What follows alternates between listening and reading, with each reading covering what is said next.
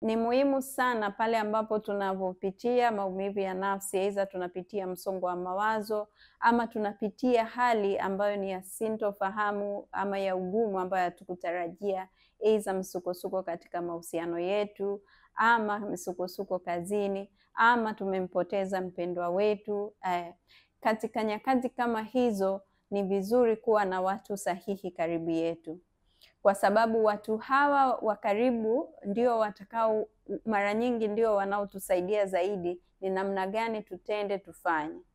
Kwa mfano, kama ni misukosuko ya kazini au katika mahusiano, huwa tuna watu tunawashirikisha kuambia najisikia hivi ama imetokea hivi, mara imetokea vile.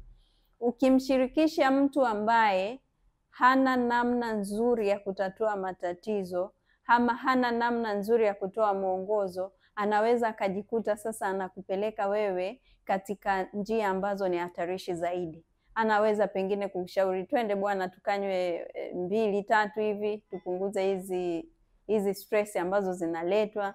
Anaweza akakwambia kama amefanya hivyo fanya hivi, yaani kama namna ya kuweza kulipiza kisasi.